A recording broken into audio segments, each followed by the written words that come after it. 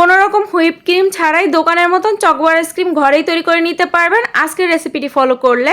রেসিপিটি হারিয়ে যাওয়ার আগে শেয়ার করে টাইমলাইনে রেখে দিতে পারেন। যখন এই আইসক্রিমটি বানাবেন টুপ করে ভিডিওটি দেখে কিন্তু ঝটপট বানিয়ে ফেলতে পারবেন। তো চকোবার আইসক্রিমের ভিতরের ফিলিংটা কিন্তু ভ্যানিলা আইসক্রিমের ফিলিং থাকে, তাই আমরা প্রথমে ভ্যানিলা আইসক্রিম তৈরি করে নিব। তার জন্য একটা প্যানে 2 কাপ নিয়ে নিচ্ছি লিকুইড গরুর দুধ। এখানে কিন্তু ফুল ক্রিম গরুর দুধটাই ব্যবহার করবেন, তাতে করে আইসক্রিমের টেস্টটা ভালো আসবে।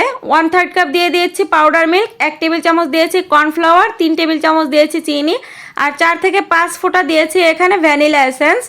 1 চিমটির থেকেও কম দিয়েছি এখানে লবণ, এতে করে মিষ্টির টেস্টটা ব্যালেন্সে থাকবে।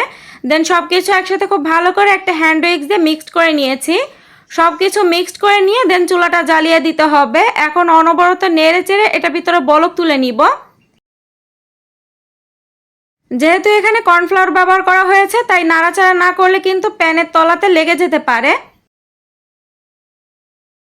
দুধের ভিতরে বলক আসার পরে আরও 4 থেকে 5টা বলক তুলে নিলেই কিন্তু আইসক্রিমের ফিলিংটা রেডি হয়ে যাবে।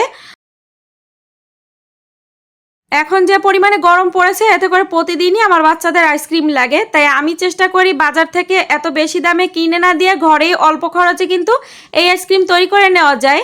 তো এখন আমি এখানে একটা আইসক্রিমের মোল্ড নিয়ে নিয়েছি, আর এই আইসক্রিমের মোল্ডের ভিতরে যে আইসক্রিমের ফিলিংটা তৈরি করে রেখেছিলাম সেটাই ঢেলে নিচ্ছি।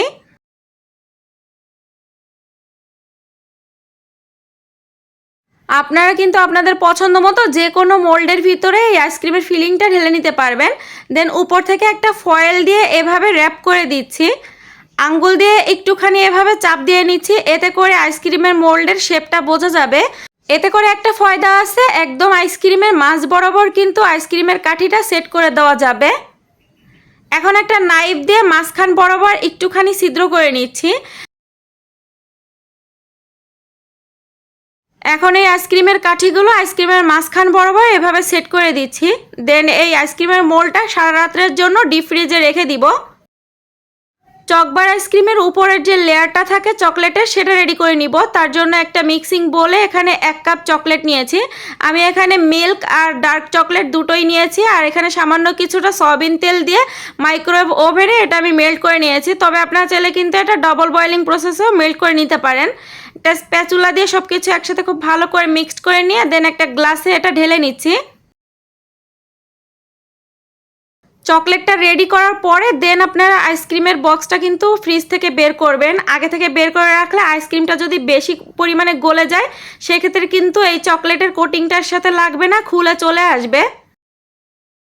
চকলেটটা মেল্ট করার পরে চকলেটটাও কিছুটা ঠান্ডা করে নেবেন। গরম চকলেটের ভিতরে কিন্তু আইসক্রিমটা ডিপ করতে যাবেন না।